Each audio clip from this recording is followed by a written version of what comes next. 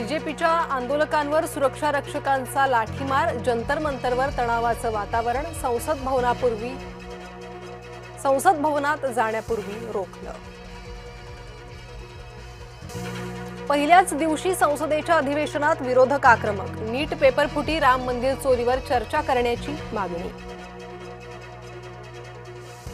उपोषण सोडण्यासाठी सोनम वांगचुक यांच्या सरकारपुढे 3 अटी, शिक्षण मंत्री धर्मेंद्र प्रधान यांच्या राजीनाम्यासह नीटमधल्या अपयशाची जबाबदार घेण्याची मागणी। संसदेत साधक बाधक चर्चा होणं आवश्यक, पंतप्रधान नरेंद्र मोदींचं आवाहन, अधिवेशन सुरळीत पार पडेल अशी आशा व्यक्त। बीडमध्ये काहीही घडलं की नाव माझंच, सततच्या आरोपांवर धनंजय मुंडेंनी व्यक्त केली खंत, वारंवार होणाऱ्या आरोपांमुळे अस्वस्थ झाल्याचीही दिली माहिती।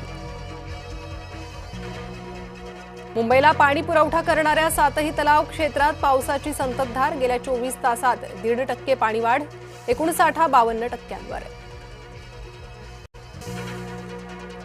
सातारा जिल्ह्यात पावसाचं जोरदार पुनरागमन, पाटण आणि महाबळेश्वर परिसरात मुसळधार, कोयना धरण क्षेत्रात पाण्याची वेगानं आवक।